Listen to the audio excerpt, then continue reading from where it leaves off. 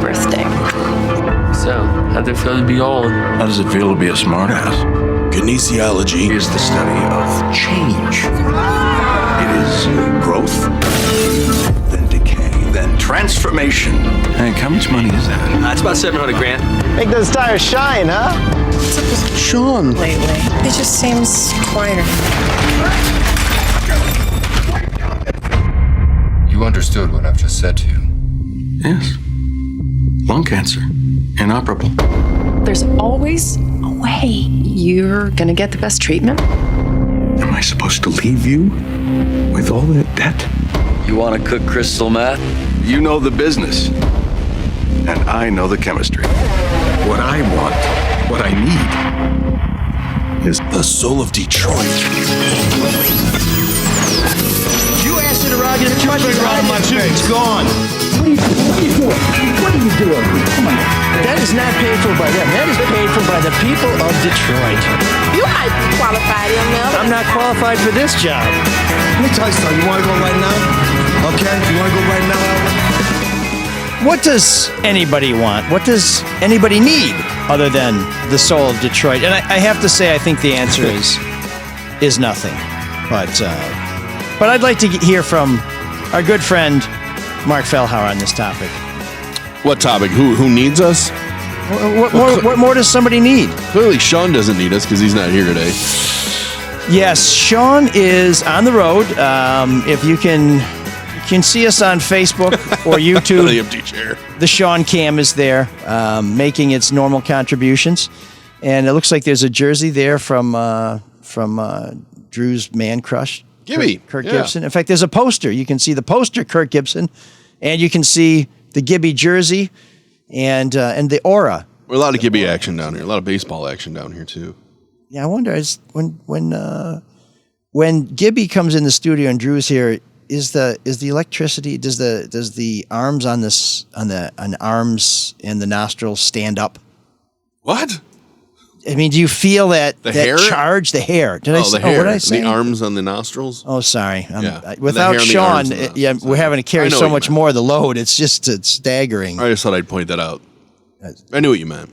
I think everybody gets a little giddy when Nick Gibby's around, right? Okay. He's an electric man. Okay. Well, the Tigers. A Spartan alum too. Could have been a first-round draft pick in the NFL if he had said he was willing to play. One of the fastest guys in the base paths, up and down the sidelines, a beast. Pretty tough guy. Have they ever said, or has he ever said, whether he thinks that his Parkinson's may have been caused by a lot of the contact he took in football? Because he was not one of these wide receivers who would shy away from contact. No, but typically, a couple things. Let me ask you, because I don't know. I'm not going to pretend I'm a doctor and I know. But Parkinson's, Muhammad Ali had it, right? Yes. And people naturally assumed it was... It's like a CTE type of thing. Exactly. Right. But I believe they came out later and said it's not directly related, but it can make the onset of it appear quicker. Does that make sense? Repeated blows can make it happen sooner, but it doesn't really it triggers it? Yeah, almost. Okay. But wide receivers typically don't get CTE either. It's usually linebackers, the quick repeated hits, not the big concussional hits. Okay. Well, whatever it is. I have my medical degree. The Tigers could use Gibson. We just ended a season where they did surprisingly well. I think, were they 8 games under 500? They were 9 games under 500 the whole year and finished 8 under. So they finished strong. So that's great. Yeah, sure. But this was the 20th anniversary of the worst season in Tiger baseball. One of the worst seasons in all of baseball history, where the Tigers were threatening to equal the ineptitude record set by basically an expansion team, the New York Mets. And you may not remember this, but it was only by an incredible winning streak at the end of the season that they were able to avoid that ignominious mark.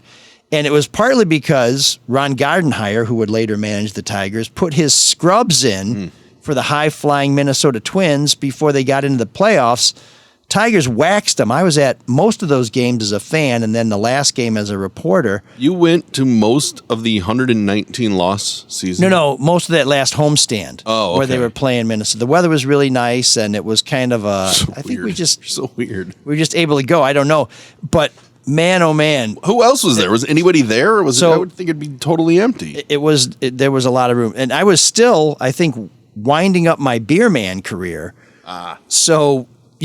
That's why I was there as a fan, because there were so few fans that season that if you were a beer man and you heard somebody yell cold beer, they were selling it, not buying it. So it was a terrible year for the vendors. But the stands were almost empty, and Gardenhire rested his stars, thinking, well, let's get them refreshed for the playoffs. In the end, the Twins, who were heavily favored in the playoffs, got wiped out, I think, because their guys were a little rusty. They were a little slow. Like when the Tigers made that World Series in, I think, 2006, and they essentially swept their way in. By the time the playoffs started, they looked like Polanco, who there was nothing he couldn't hit, all of a sudden could hit anything. You're right. They won 5 of their last 6 that season. I do not remember that. And it's funny, as bad as that team is, I'm looking at some of the names of the players on there, and they're well-known names. Some guys hung around. Guess who was on that 2003 team? That's what I'm looking at. Inge. A.J. Hinch. A.J. Hinch was? Oh, yeah, there he is. Yeah. Hit 203 that year. Yeah, which is why he's a manager. Although now, 203, he could be a starting catcher for the Tigers anytime over the last 5 years. Did you watch the final homestand with Miggy? No, I was in East Lansing, but I had the opportunity to go to the game and sit in a suite. But I decided not to Maz it because we had a Red Wings season ticket draft party, which is really just a Zoom call, not much of a party. And then I had an early hockey game. We had a 6:30 start, so I couldn't make the game and then make my game. By the way, which the Bulldogs won 5-4. Nail biter, hung on at the end.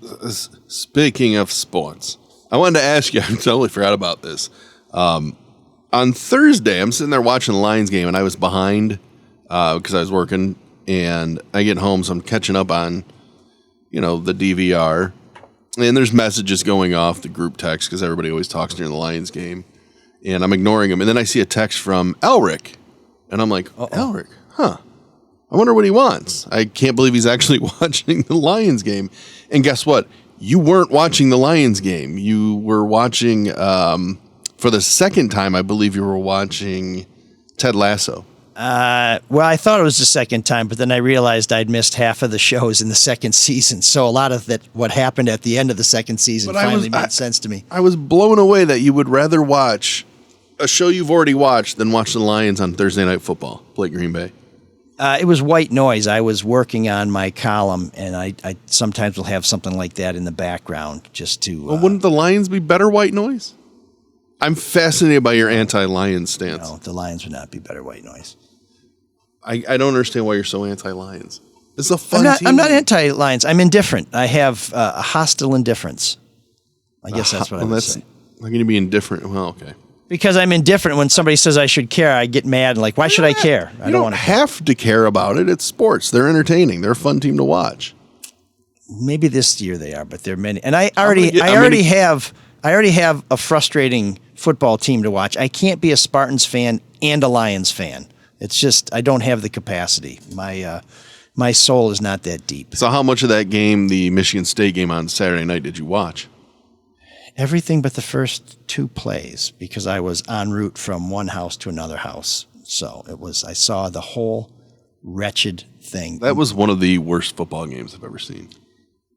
It was the second. It's terrible. It was the second game in a row where the Spartans could have won and did everything possible to not win. And I was talking to a fellow Spartan of mine in the locker room on Sunday before a hockey game, and I said, do we think that if Mel Tucker was still the coach and we didn't have all this drama and all this distraction that we could have won those games? Yeah. And he said, yes, I think we could have. Yes. And that's a hard yes. So I don't know whether to be angry that Tucker is basically destroyed himself and cost us games that we could have won, or grateful that, we could have won them, but we're still on a very good team and maybe it's time to reset. And of course, I only put it in that context because he has not been found guilty or not guilty of abusing someone who has been a victim of trauma. So I don't want people to think that I only care about Mel Tucker and the Spartans in the context of winning and losing.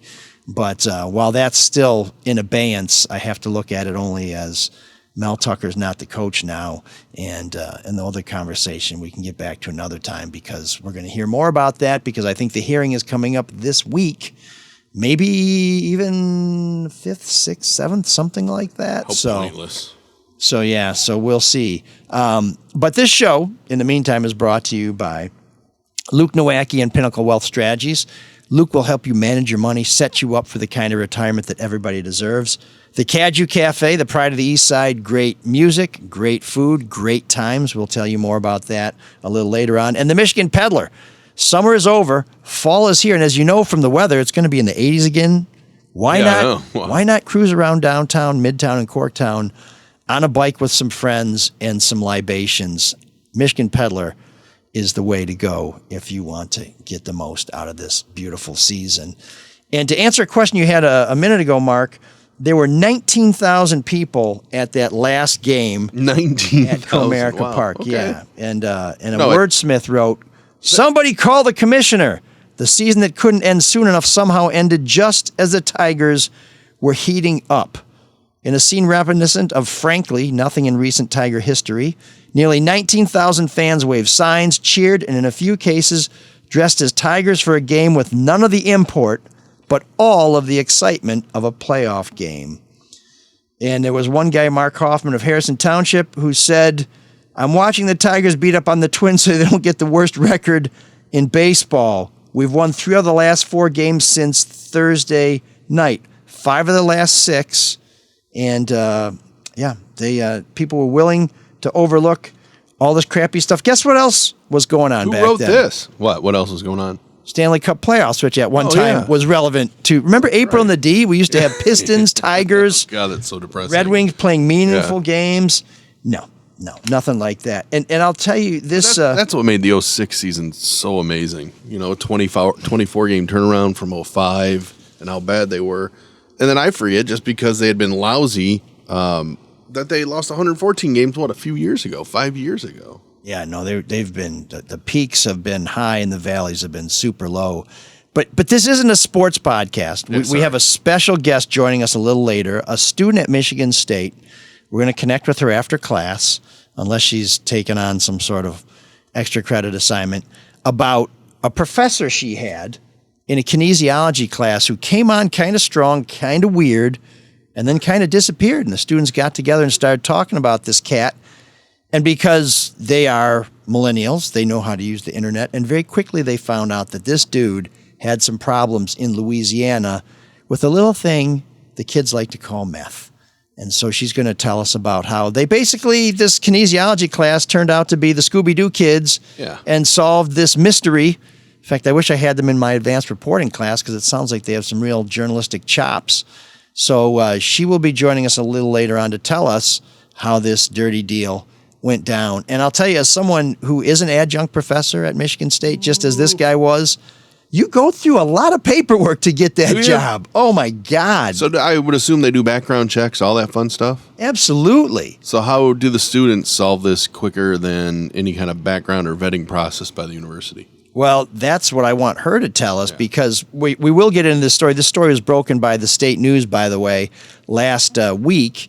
And when they started doing some digging into this guy's criminal record, there's a lot of weird things there. And we're going to get into that a little bit. More than just meth? Well, just, how they keep records in Louisiana. Oh, yeah. By the way, did you ever get those textbooks when you were a kid where you open it up and there's a stamp on there and it says your name, your school, your county, and it said your parish underneath it?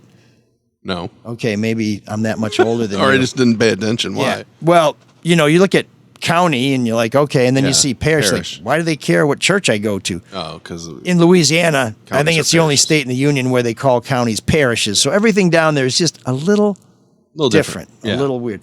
Not surprising that Charlie LaDuff has some roots in Louisiana, because he's a different kind of cat. A lot of flavor down there. Yes, and not just Cajun spice, and not just Tabasco sauce, because they put that shit on everything, and apparently not on their record keeping because I wouldn't say it's spicy good. It's not good at all. How do you view this story? Are you embarrassed? Do you roll your eyes like, oh, here we go again? Or do you kind of laugh at just the pure ineptitude of who this professor is, what he pulled off? I find how he treated his students the first 2 days kind of funny in a weird sort of way because he sounds like a total hothead. But I just wondered, what is your overall view of it? Are you mad about it? So let me be a little predictable here, which may be perceived as defensiveness, but at least he wasn't banging some of his students like music teachers at another major university in the state of Michigan. Because as we've said on this show before, this crap happens on every campus, unfortunately. But I'm embarrassed as hell. I mean, this is not the kind of headline Michigan State needs. We have enough problems like this.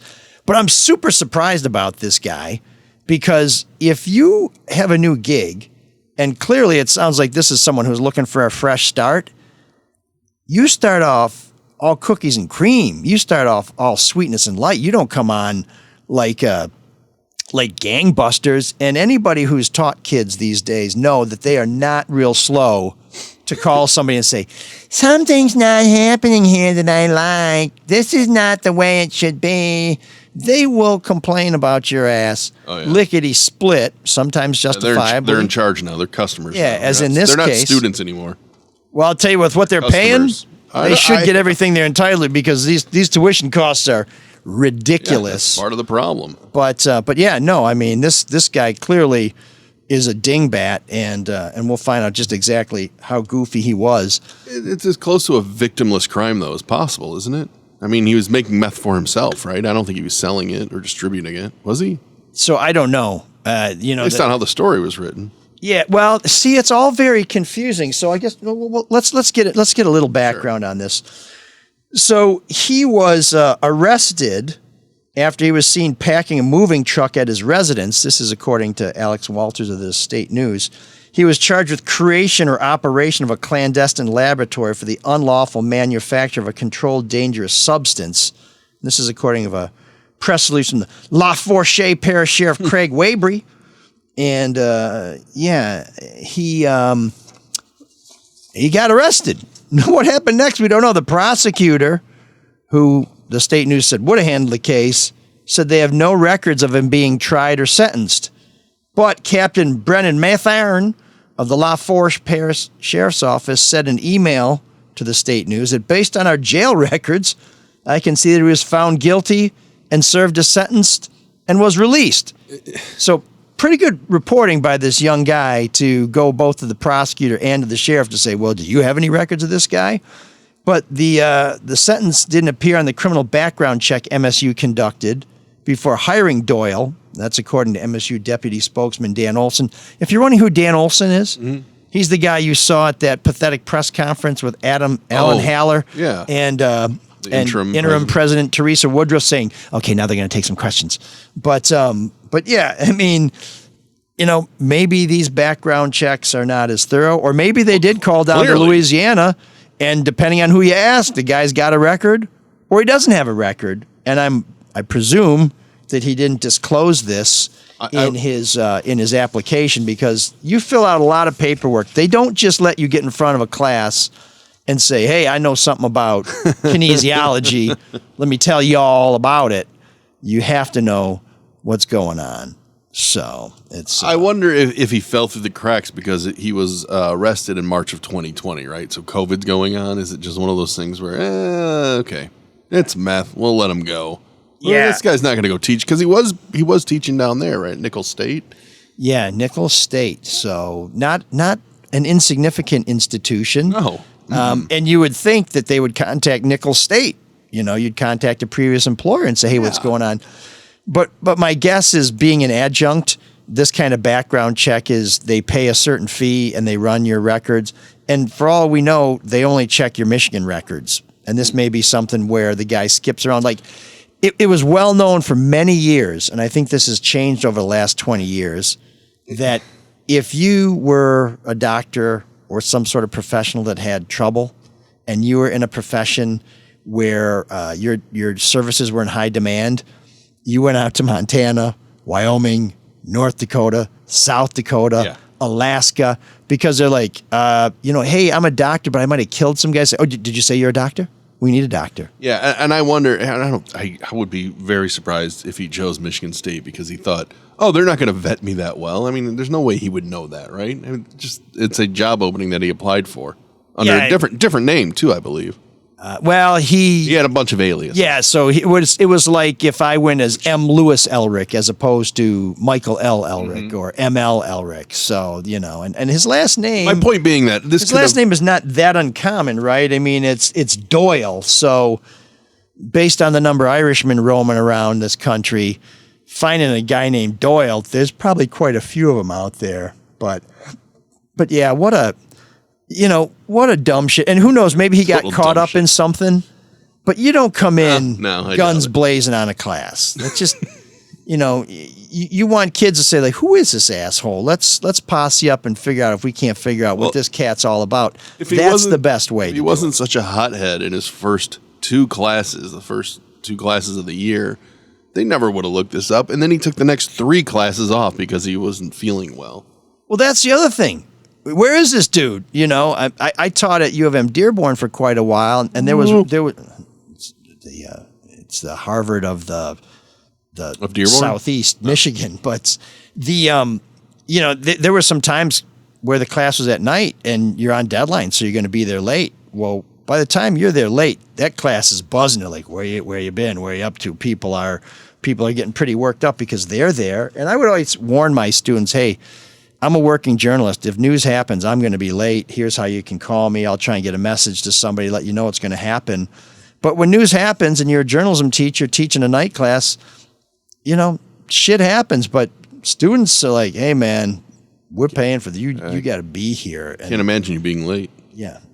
Hey, wait a minute. What are you talking crazy. To Sean here? But that was this guy is a total bonehead. So we are hoping to connect with the student who really made this thing happen. In the meantime, let's do a little business. Let's tell people how Luke can set them up for a better future in case their criminal record somehow impedes them from making money the way they'd hoped, or the meth business just doesn't pay dividends like they expect. It's probably good for them to have a retirement plan so that they don't have to count on the Walter Whites. Yeah, I don't know if he can. I don't think he can. He cannot launder money. I don't want to be very definitive. No. I'm saying that if that's your plan and it doesn't work out, it's best to have Luke on speed dial so that he can tell you how to make a good future for yourself legally. Give him your legitimate money, the money that you have told the government that you earned, and he'll help it grow, right? Give Luke Nowacki a call, 248-663-4748. Free consultation. See what money you have. If you're on target to meet your goals, Luke will help you out with that.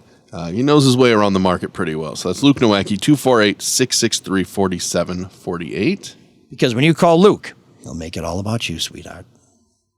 Securities and investment advisory services offered through Mosaic Wealth. Inc. member FINRA-SIPC. Mosaic Wealth. Inc. is separately owned, and other entities and or marketing names, products, or services referenced here are independent. Mosaic Wealth. Inc. Good old Luke. Totally legit businessman. Make no mistake about it. Caju Cafe. They have got a lot going on this month. Every Monday, it's Blue Monday. They've got open blues jam, and of course, it's Muscle Madness, all-you-can-eat mussels. That is a Belgian delicacy that all kinds of other people like. Maybe you've heard of moule frites? That's French for mussels and French fries, and that's some pretty good stuff. They will keep that coming until you say surrender. Tuesday, kind of quiet there. Wednesday, karaoke. Thursday, Brian Charette Trio. Oh, Friday, WLLZ 106.7 presents Motor City Rocks 2023 for a mere $10. Will they see Trudy Daniels there, perhaps? Well, if they ask her, because she won't say no. Joe, do you know producer Joe his mom's going to be there at the Caju Cafe on Friday? If so, we may have to meet you up there. No. He's got some sweet pipes there. Stereo Kings are going to be there on Saturday, along with Ethos. And on Sunday, musical fundraisers for Dylan Dunbar from 1:30 to 10 o'clock. And, of course, Muscle Madness again on Monday. So find out more about the Caju at cajucafe.com. That's Caju, CADIEUX, Cafe, CAFE. I'm going to help you, even though you should know that one. kitchen.com. Find out what's going on. Kitchen is open super late. It's open till midnight, Monday through Thursday. Great times for great food. So, no, excuse me. Kitchen's open until 10 o'clock. No. What, are you changing it? What, are you in charge over there? There's so much going on at the Cajun Cafe. It's tough to keep it straight. Let me be clear on this. They just did a whole cleaning too, right? They did. Everything it's spick and span. So full menu available until midnight, Monday through Saturday until 10 p.m. on Sunday. So it's midnight every other night, 10 p.m. on Sunday. So get your ass over there. While we wait for Mackenzie before we move on, I wanted to get your take on something political in the world and what you make of it. Oh, boy. Were you surprised to see that James Craig is running for the Senate seat, former chief of police? I'm surprised that he's running now because I think he had a clear path. And now Mike Rogers. Yeah, that's the guy to beat, right, from the running. Republican side. Peter Meyer is talking about running from the west side of the state, who's presumably has all the money he can possibly need because he's part of the Meyer family and because there's a lot of political money for Republicans on the western side of the state with the DeVos family and some other folks who have been very politically active. And Rogers is going to face some carpetbagger charges because he's kind of been living out of the state for the last little while, and because he was talking about running for president and had some sort of notions, some delusions of grandeur, perhaps. But he's a guy, Mike Rogers can bring in a lot of money, right? I think he fundraiser? Absolutely will, and there are tons of Republicans who love him and have been praying for him to get involved in Michigan politics again. So I think that Mike Rogers is going to be really formidable. And Chief Craig, I mean, building an organization is tough. Now you have two other major players who are going to be building organizations. And the last organization Chief Craig put together cost him his candidacy for governor. So who does he turn to? And he's been saying when I talk to him that, I'm really waiting for national Republicans to get me going. They're the ones who have to bring me into this. They're the ones who have to present a plan because he, like many people, has no faith in the state Republican Party. But I haven't seen national Republicans beating a door to the east side to try and get the chief in the race. I think this notion that that I need to be drafted, that I need to be recruited. It's like, no, if you want to run, you should run. What's going on? Yeah. So this anointing, that speaks a little bit to, I think, being a little disconnected from the process, speaks a little bit to ego, and it also may speak to someone who's expecting other folks to carry the load. And I will tell you, as a one-time candidate, and it's one of the reasons why I will never be a candidate again, is there's all kinds of people who you count on. There's all kinds of people who say you can count on them. There's all kinds of people who make promises. And in the end, a lot of it comes down to you. And if you're not willing to be in charge, and if you're not willing to work harder and drive this than anybody else, it don't go anywhere. And I think the things that Chief Craig has been saying make me question whether he absolutely understands that. Now, as a chief of police, I'm sure he's run into this same thing before. But, when you're a chief of police, the people who rely on you, that's their career. When you're a candidate, they're like, well, we lost that race. We go on to another one. There's always another candidate. There's always another election. It's a completely different dynamic. I like him. I mean, he's a good guy. But I sit here and I go, God, he's 67. But then again, I do this with. So he's what, 23 years younger than Dianne Feinstein? That's what I was just gonna say. You think of all these. He'd bring down the average age in the Senate. Why would you want? I don't know. I don't know why anybody would want to do it at a youthful age, much less when you're 67, had a successful career, and everyone's not me, and everyone's made differently. It's like I would just rather. Well, people who run my time like to run stuff, and Chief Craig likes being a boss, and I think he feels like he's got something to offer. I think he feels like he can bring a perspective and a sensibility to that job that it needs. And so, if he's running, I mean, I would wish him the best of luck. I would wish him better luck putting together a team than he had last time, and I'm sure he's learned something from that. But now we've gone from a Senate race where it was Alyssa Slotkin and even Republicans saying, I like Alyssa Slotkin, she's going to be tough to beat, to now a very crowded Republican primary with some It's a good thing. some high-profile candidates. I mean, I went to Mackinac Policy Conference back in May, and the column I wrote was, where are all the Republican Senate candidates? Yeah. And now they're coming out of the woodwork. So we'll see. You know, we'll invite the chief back on the show. He's always got a lot to say. But yeah, no, I think that was an interesting headline today, as was the Crumbleys, Ethan Crumbly's parents. Breaking news.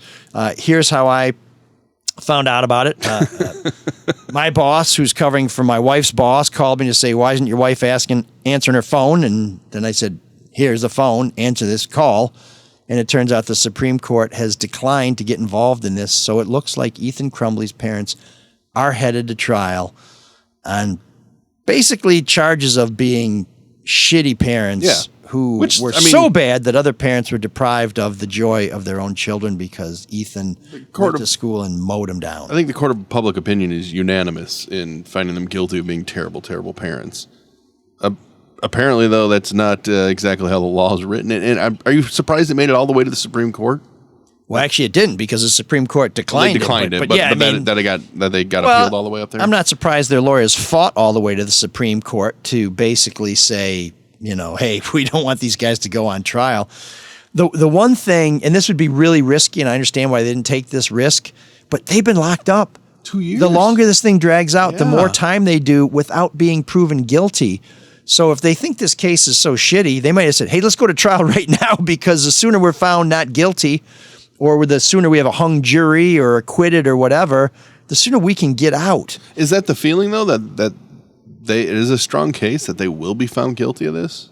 I think the feeling is that this is an extraordinary case in that we can't find any place else in the country where people have faced similar charges. I mean, parents have been charged with crimes because their kids shot somebody, like leaving a gun unattended, and it might be something there's that like first grader in Virginia, right? The mom got charged. Well, and I think boyfriends and dads and other people have been charged in Michigan and in Wayne County with, not having control of their weapon, but that's not as heavy a charge as essentially being an accessory to murderer, which is kind of what is being suggested here. Yeah, through their negligence. Yeah, just so that's ignoring him and yeah, so that's pretty extraordinary, and I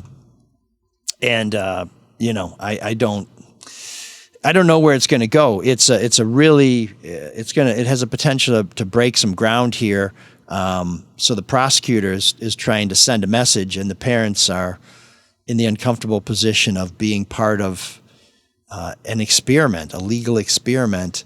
But it's weird because the prosecution, in his trial said, hey, he's totally normal. This guy did this. He knew what he was doing. This is all on him. But then in their trial, it's like they should have known better. He was just a kid. There's kind of a contradictory prosecution. And I know they're different trials and different cases, really, but that is kind of interesting that they contradict themselves, don't you find? I mean, it's the same office, same prosecution. Yeah, no, the two, and the Free Press has written about this, Teresa Bald has written a lot about this, is that in one hand they're arguing everything's cool, on the next hand they're arguing everything's nuts, and it's the same prosecutor making the arguments. So it's like, well, this could be thrown back in your face when this gets to court, but I do think that that this case is, I don't want to say a long shot, but I think it's something that is no slam dunk for the prosecutor. And so if I was the parents spending all that time in prison, I might say, hey, let's get this thing going just so that we can get out of here, because if they're found not guilty, they get out. Yeah. If they're found guilty, they'll stay in. So what's the difference? I guess they're hoping that if the charges get thrown out, you want the best chance to be found not guilty. Well, I guess if the charges are thrown out, then you walk that day, so you save the trouble of a trial. I don't know. That just feels to me like I understand why they're going to the Supreme Court, but every day I was in jail unnecessarily, I'd be like, let's do whatever we can to get me out of here as soon as possible. On the other hand, it may be so horrible that you're thinking, anything I do that risks me being here for longer than I need to be here isn't worth the risk. I just have never been in that position, never hoped to be in that position. It's been or hope to never be in that position. And I think about stupid shit when they're in there, like they have horses. Who's taking care of the horses? Who's paying the mortgage? Is their house going under foreclosure? Who's dusting the credenza? That there's nobody to pick up the slack, and it's not like they were the most charming folks in the first place. You know, the rest of your life goes on, and you're just sitting there powerless to do anything about it. Are you one of those people when someone is not remanded immediately because they need to get their affairs in order after a multiple-month trial? You're like, oh, yeah, that makes total sense. You got a lot of affairs to get in order. Yeah, but when you own live things, how do you get your affairs in order? Like, just sell put them them up for adoption, send them to the glue factory. 100%. You need every dime you can get to pay for these attorneys. Well, frankly, I would have sold them just to make the bond. Although I don't know, they don't have bond, do they? Or do they? But I think they or do. Is it but way I think too it's high? so high. It's either no bond because people thought they tried to lam, or it's so high that which there's they shouldn't. no way they'll. Frankly, I don't think they should because they did try to. Remember they were found in Detroit. Yeah, but there's some disagreement over whether they were just trying to get out of their house because people were mad. Other parents might come to beat the shit out of them. That's one of those things where when you hear all sides, nothing seems completely obvious. Mark, why don't you try and call our student while I tell little people about how they can have a great time with the Michigan Peddler, because summer's almost over, but the fall fun has just begun. Invite your friends and family, up to 15 per bike, for fun on Friday nights on the town, Saturday afternoon soaking up the sun, or a roving tailgate before a Sunday Lions game. It's the perfect way to get people socializing and off their damn phones, unless you're taking pictures of some of the great landmarks and other groovy spots here in Detroit where you can become an Instagram star. Why not try it? I'm told it's very lucrative. This is the party bike that's famous for cameos on Detroiters and for hosting celebrities from Solange, who's also known as Beyonce's sister. Athletes, media hotshots, and Soul of Detroit listeners have also cruised with the Michigan Peddler. Small groups are no problem, even if you have the Sean Windsor fan club who wants to have an outing, perhaps the smallest group ever, because the Mini Peddler holds groups of 6 or less. Rides start in Corktown, so you don't have to worry about traffic and parking. There's safe parking. Get on the bike, do your thing. If you're booking a birthday celebration, you get a free t-shirt. And if you use promo code SOUL, that's SOUL, you will get some free ML Soul of Detroit logo gear. Just talk to the good people at the Michigan Peddler. Tell them you're booking a Soul ride. You're on the Soul Patrol. And then tell them what size you are, and we will hook you up with some cool swag. For more information, you can call the Michigan Peddler at 313, because it's in Detroit, 744-3272. Let me say that again. It's 744-3272, or visit MichiganPeddler.com. That's MichiganPeddler.com. And now we are joined. What a terrible song. By our very special guest. What is this, the M Go Blue song? Oh, no, I heard this on Saturday.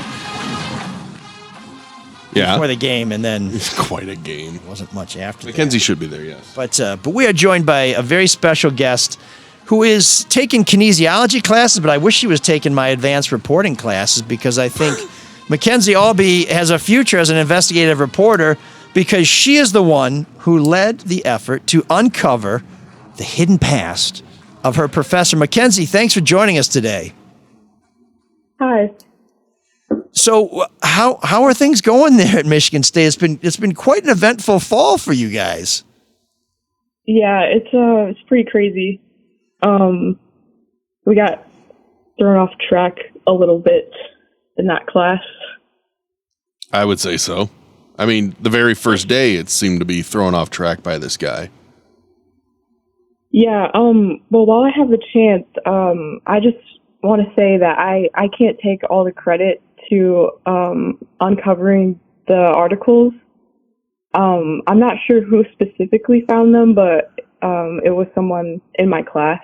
Yeah, because you joined a GroupMe chat with people in the class, and then it kind of hit you right there, like, oh my gosh, this guy is he has quite the history. But let's go back to that first day. I mean, you were there. This guy comes in, he starts ranting and raving.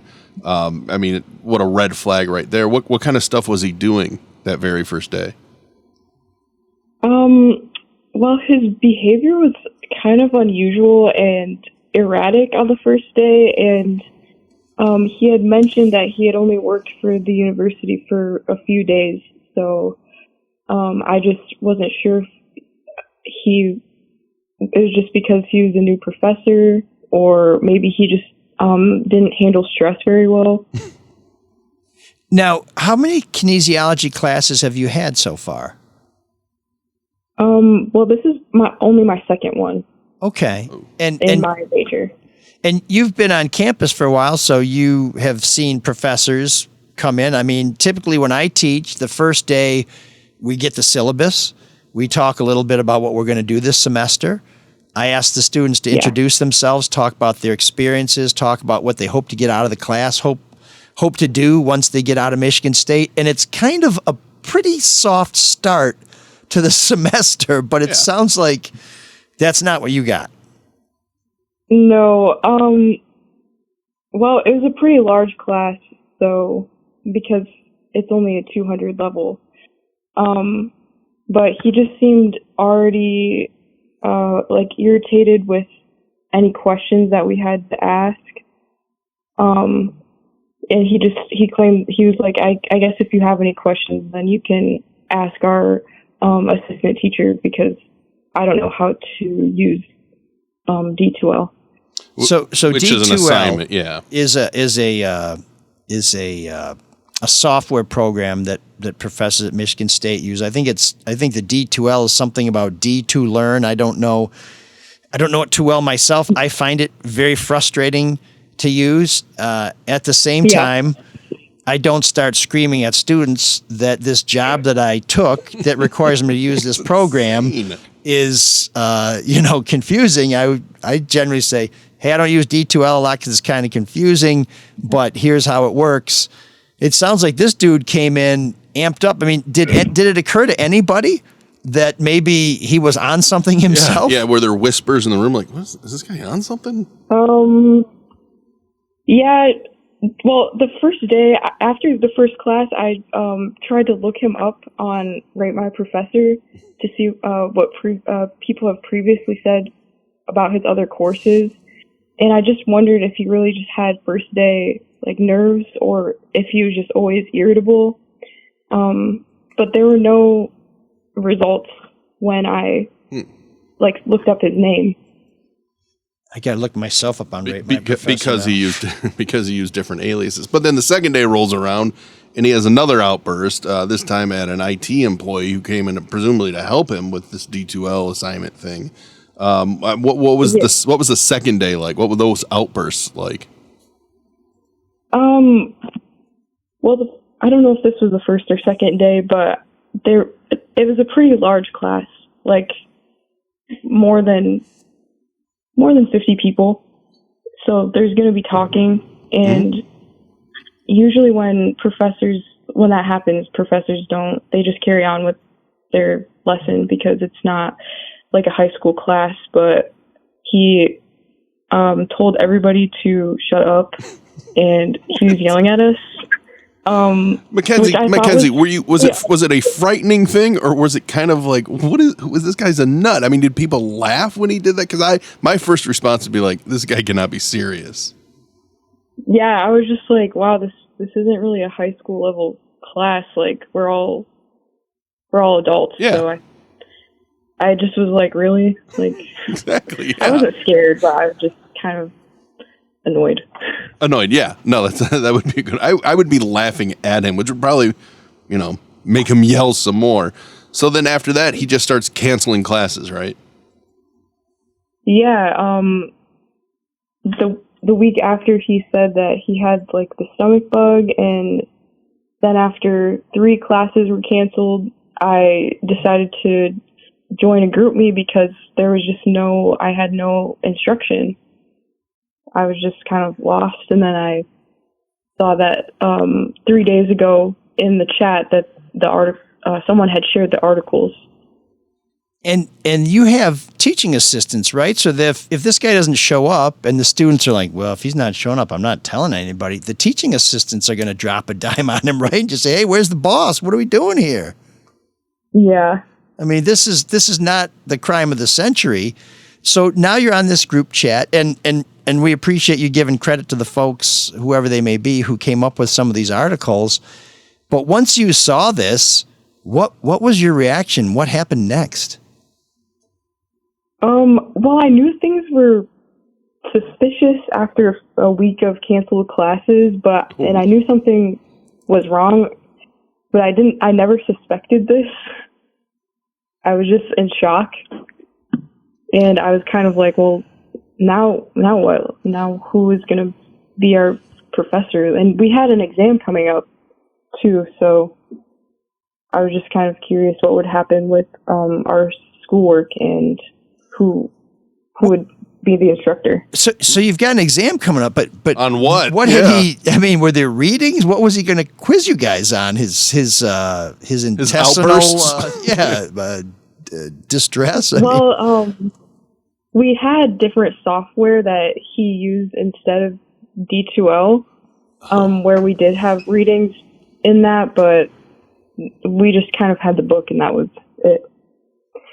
Now, you said you were obviously disappointed in the university, I would assume, for hiring the guy. But how about after you made them aware that this guy's busted for meth down in Louisiana? Are you happy with the way they've resolved it or how they've dealt with it since? Have they been?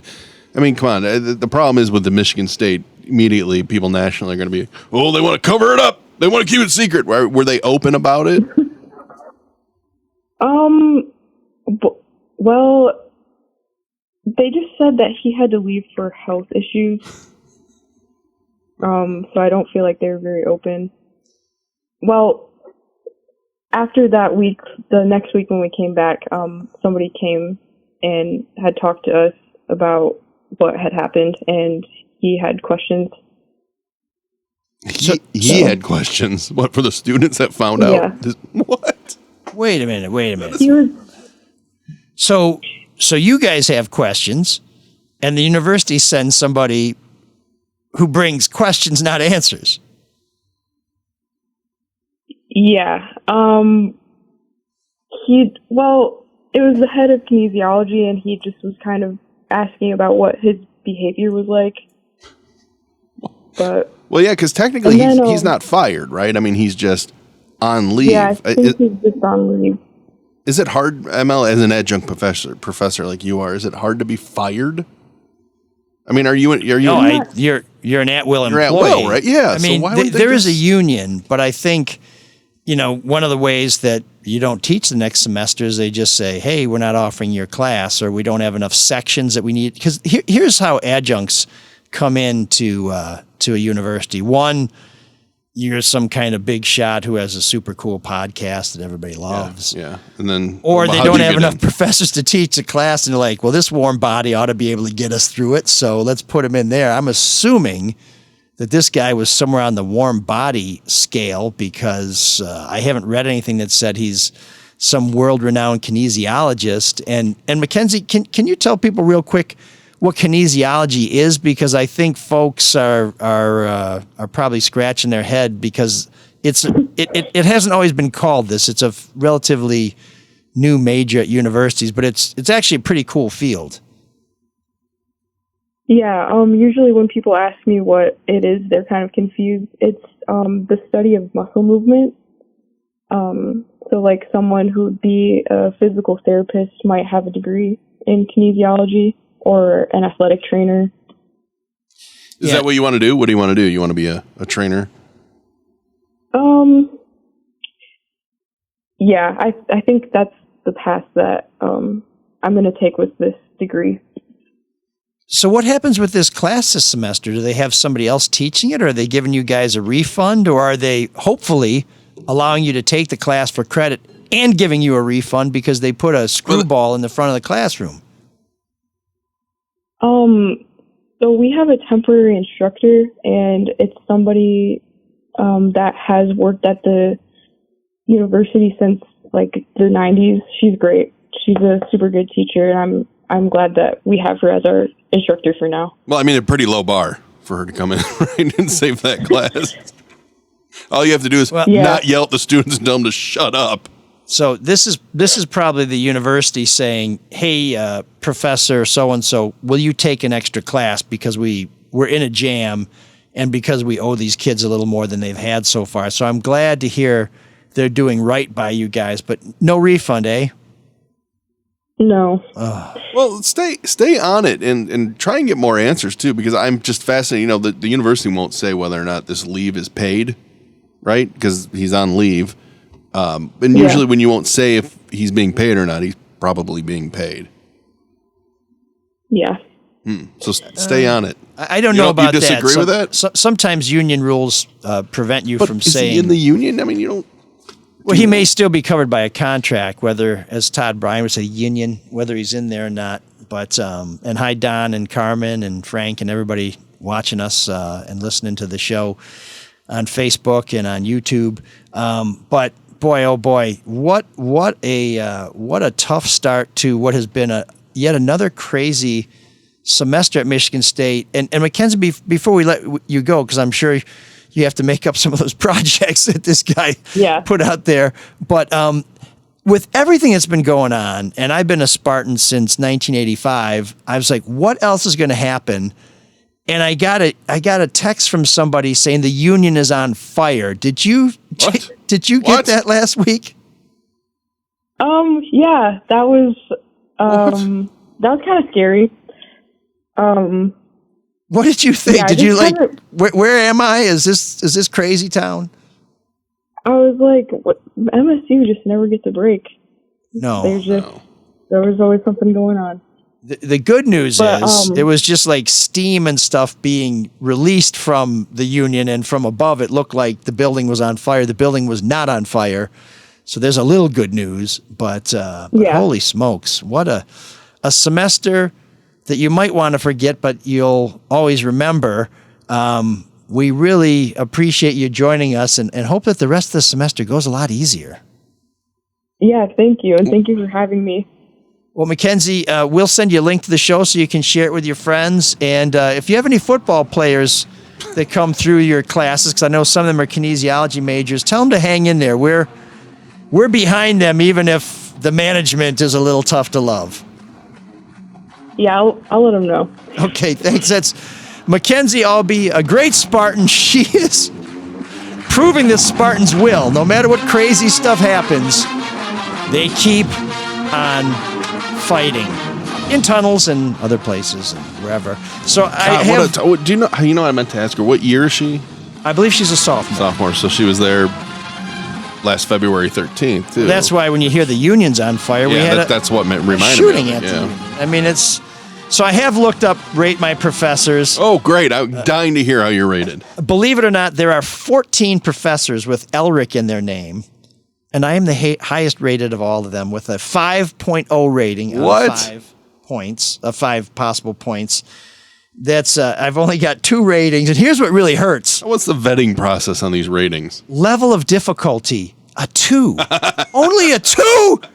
That's a tough class, man. Sounds like an easy one. Oh, but anyways, yeah. So that's 5 out of 5. That's pretty. What are your little peacocky all of a sudden? Yeah, I'm feeling pretty good. Yeah, one of my favorite classes. Look at that. Yeah, because it was so easy. Great teacher.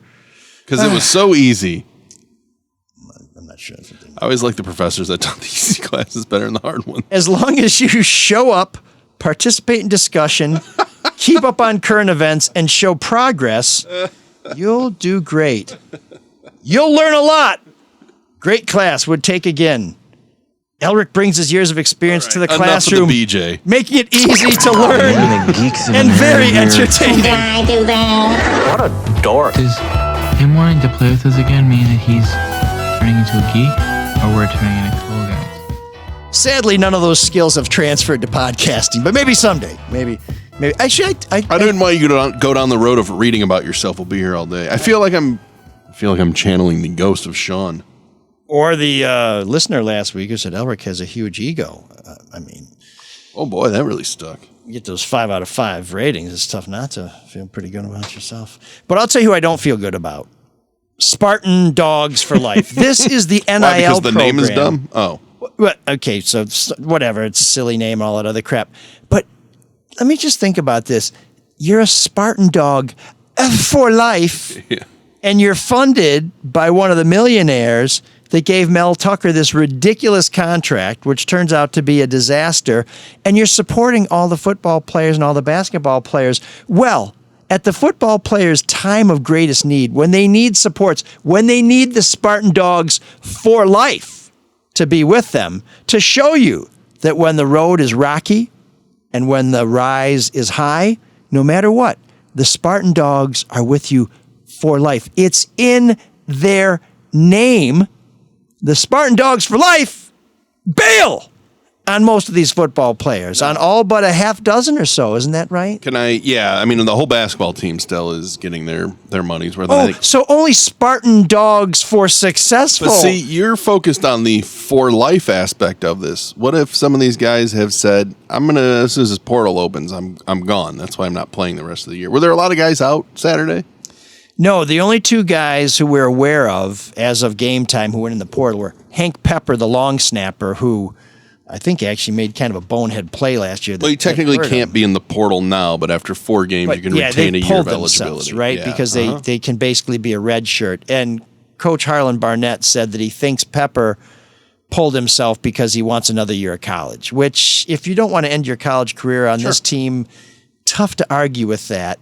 And the other guy was I think somebody in the secondary, I believe his name is Chris White, who's played in 21 games but hasn't seen much playing time. And the coach said he thinks he deserves more playing time. Well, then that's credit to Harlan for keeping them all on board. That's good. Here's what I would say to this guy. I watch every game, and if I don't recognize your name and our secondary has been terrible and you can't break this lineup, get your ass in the portal right away, because they are going to love you at Valdosta State or at North Dakota State or at wherever Nowheresville place you're going to, because if you can't get PT on this team, we're not going to miss you that much. But I do think this is a 30-day window and that we are going to see some other names go in there. And we wish them well. They certainly did nothing to have this plague visited upon them. But then to have their money yanked underneath them from. So I don't even know how much it is. Let's get back to our geek of the week. Spartan Dogs for life. Okay, you meddled in our program, and when the going gets rough, you bailed. That's not a message that you want to send. That's not what Spartan Dogs are supposed to do. You're supposed to stand behind your people. And if somebody says, I'm not going to play this season, then you can pull their NIL, but you do it from everybody except for a few people. Listen, I'm a Spartan Dog for life, and I'm not going anywhere. And just because you're some rich bitch who throws some money at a program and tries to toss your weight around and sign a secret contract so you can get all kinds of perks you don't want anybody to know about, but when things go south, so do you. Spartan Dogs for life, you can kiss my ass. You're also our geek of the week.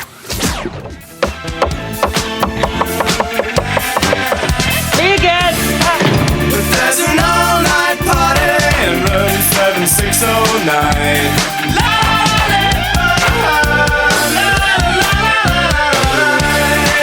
And you can dance together all night if you've got the time.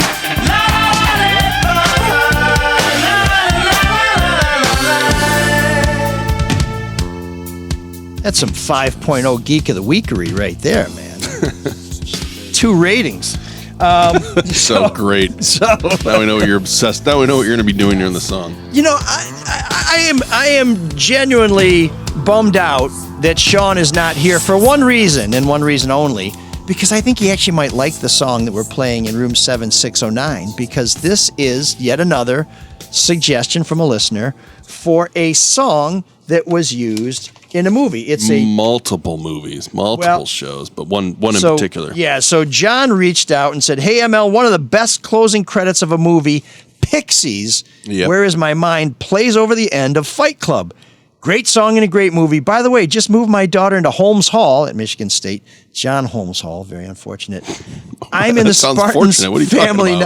I'm not sure you want your daughter hanging out with John Holmes Hall, but it's named for a different John Holmes, but and has a quad. Oh, it's named for the porn star. I was thinking of the other guy. Johnny Quad is what they have there. That's where people hang out. No, that's not true. That's a really good dad joke. That's 5.0 on a scale of 5. Don't worry about it, John. Easy. Everything's cool over there. I think that's actually where the sciences of the medical kids go. So that's she's in some good company there. So John says, I'm in the Spartans family now. Go green. And he offers us this gem from the Pixies, which he says is the closing credits of Fight Club. Maybe Marc will tell us about some other flicks that has been in. Such a good song. It's got a really cold start too. So. Oh, does it? Okay. Yeah, that's why I was waiting for you to rap. Here's the Pixies, Where Is My Mind. Stop.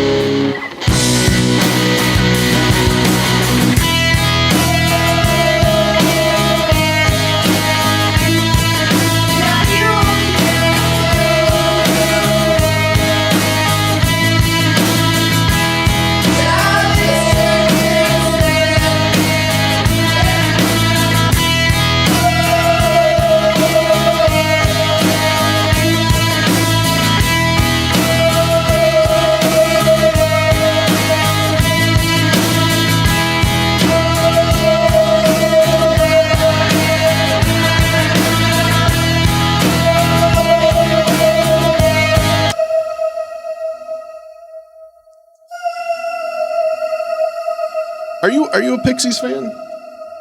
I love the Pixies. You do? Okay. Not as much as my sister. By the way, Leah, I want my discs back. But no, you can keep them. You can keep them. I saw the Pixies open up for Love and Rockets at the Fox Theater in 1989 and wrote a review of the show. Loved Love and Rockets. Pixies sucked. And everybody I knew was mad at me. They're like, how can you say that? They're the darlings of college radio. They're fantastic. So then we drove to St. Andrews Hall many months later during a blizzard. Pixies sucked. Black Francis stormed off the stage because he claimed he was getting shocked from the mic. He is very cantankerous. He is a not pleasant man, which is one reason why there is less Pixies music than there probably should be.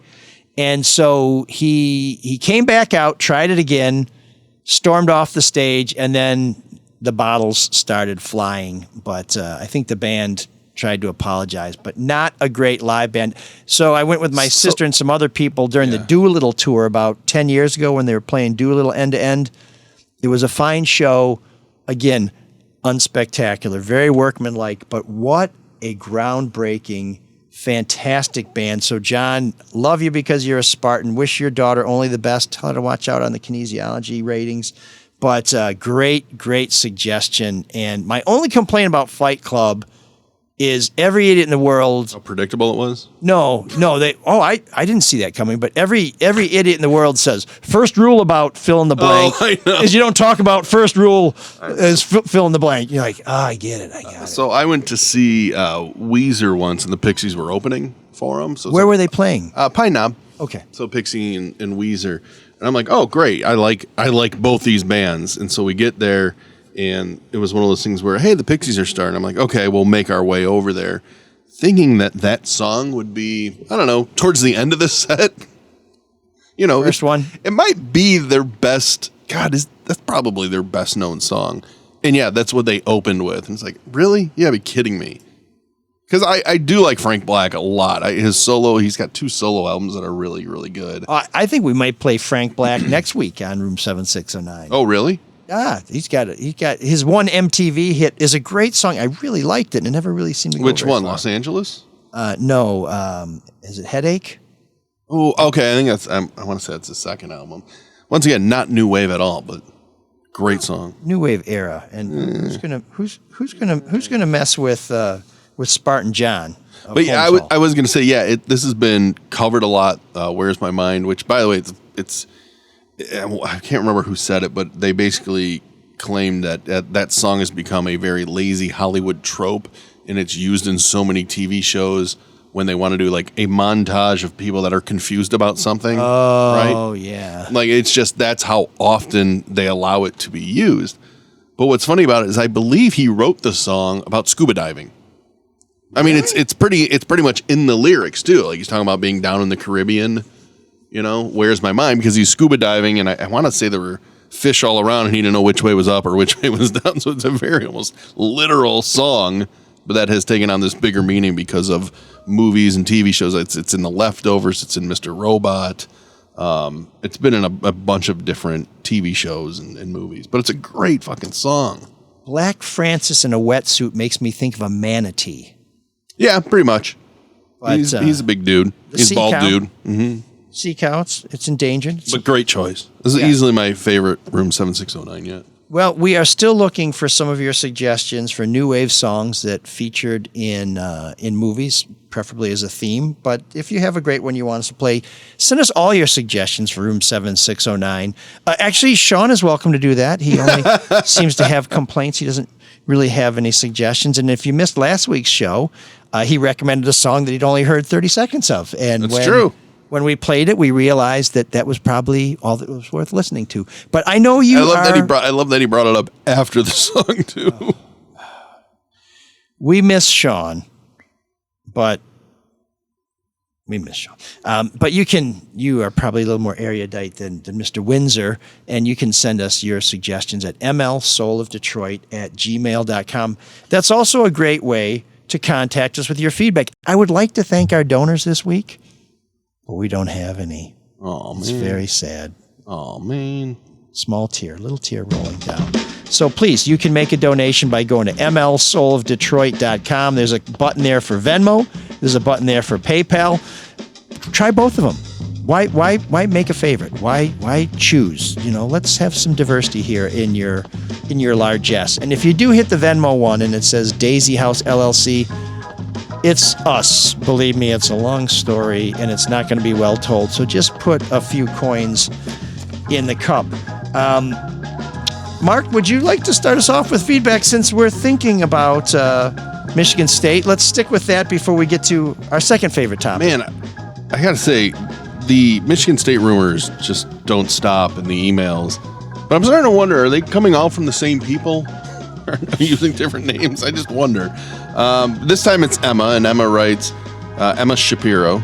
This is how the name comes across, which I wonder if she's related to... Esther Shapiro? Harry Shapiro from the Michigan Undergrad Library at the U of M, the Ugly. No? Wow, there's a bloop. Sorry. What? Oh, well, we can talk about Michigan State all day, but we can't talk about the fine buildings in Ann Arbor? No, we can go back and talk about those music professors. They haven't get enough attention. Oh, yeah, okay. I saw an eye roll earlier, so... Hi, have you heard of an alleged schism between the biggest Michigan State donors in Michigan State's athletic department and BOT? What's BOT? Board of Trustees. Billionaire Steve St. Andrews' official NIL deal, which we covered, Spartan Dogs for Life, randomly ceased. It did not cease on Friday night. They just pulled back a lot of their money. Anyway, rumors super rich donors want Michigan State to go all in on Urban Meyer, like immediately. I don't buy that for a second that they would go after Urban Meyer. No, and somebody on Twitter, I got to figure out what this is. This is such an awesome thing that people should check it out on. The one that put him in Michigan State coach's uniform? This is Lansing Facts on X. Put a picture of the Capital City Market, which is one of those smaller Meijers that are meant for cities. Yeah. And they put a caption that says, "There's only room for one Urban Meyer in this town." Oh my God! So we've got our Urban Meyer, and they have a wonderful fresh produce section. So I'm with them. I have said it many times before, and I'll say it again because it's the truth.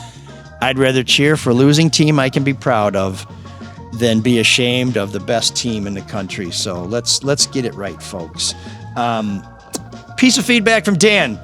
Sean Windsor is the Admiral Stockdale of the Soul of Detroit. He wanders in and out while occasionally making an off-topic comment. Love the show. Dan, I couldn't agree more. And so... How many people know Admiral Stockdale? It's such a great reference. What am I doing here? That was another great Phil Hartman character on... he was Ross Perot's running mate. SNL. In 92. And the bit on SNL was Ross Perot dropping him off in the middle of the woods. Yeah, and he was an admiral in the Navy during Vietnam, and I think it's been some time as a POW, but somehow he really clicked with Ross Perot, who loved the military, although I think he washed out of the Navy like as soon as he got there. But yeah, he thought Admiral Stockdale was an American hero. Admiral Stockdale was an American hero. He was an amazing guy. It's just, I don't know what he was doing in 92. He was not the most charismatic guy, but he did say perhaps the most incisive comment ever made during a presidential or a vice presidential debate. Oh, yeah. When everybody was arguing, and he just looked at the camera and said, "This is why we're in trouble. Yep. This is what's wrong with this country." How prophetic. That was 30 years ago, and it's truer today than it ever has been. So Sean? Admiral Sean Stockdale. You are in good company. Dan, thanks for nailing that one. And I think, in honor of Sean, we should call upon our friend Cyrus to take us out. Can you dig that? Can you dig it? Can you dig it? This operation is ML and Marc and Sean's the silent partner. Nobody moves whistle in the south. Not with me. No matter what happens, no more bloodshed.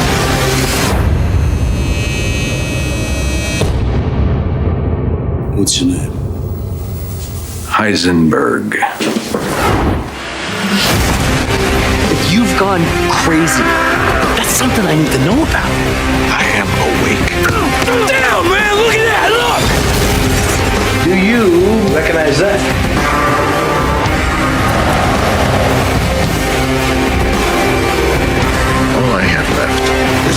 soul of Detroit.